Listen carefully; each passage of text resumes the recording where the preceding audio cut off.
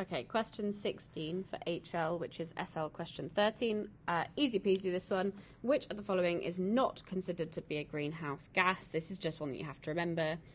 N2O is nitrous oxide. H2O is water, water vapour in this case. O2 is oxygen. CH4 is methane.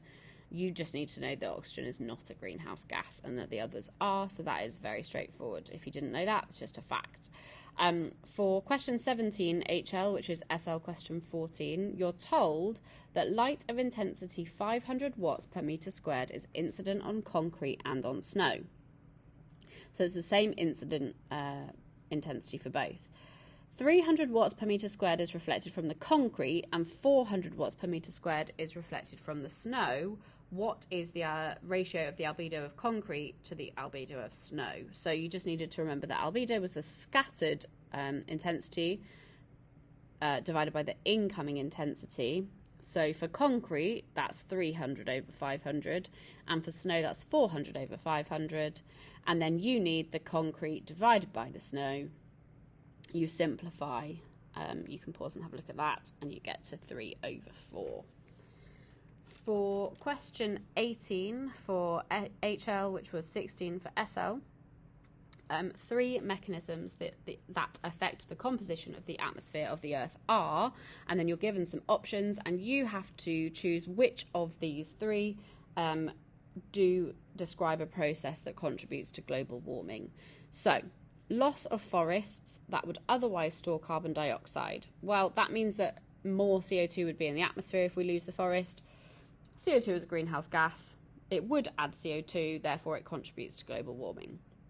Release of methane, CH4 by the digestive system of grazing animals. So if we release CH4, which is methane, it contributes to the greenhouse effect.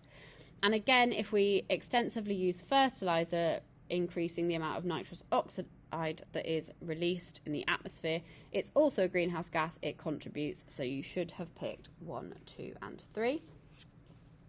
We're almost there. Question 19, again, you just needed to remember this from thermodynamics. A gas undergoes one cycle of a cyclic process or a cyclic process. It does a cycle. The net change in internal energy of the gas, because it's in a cycle, it returns to its original value. Therefore, the net change is 0. You just needed to remember that. And then lastly, question 20 for HL, an energy of 200 joules is transferred isothermally, so at constant temperature, to an ideal gas. The temperature of the gas is 27 degrees Celsius. They even give you a clue with the units here that you need to convert that to Kelvin. So you need to add 273, gets you 300. Entropy change of the gas comes from your data booklet. So change in entropy is change in heat energy over the temperature that occurs at. So the change in heat energy was 200 joules was put in. The temperature that happened at was 300 Kelvin. Gets you 0.67, gets you to answer A.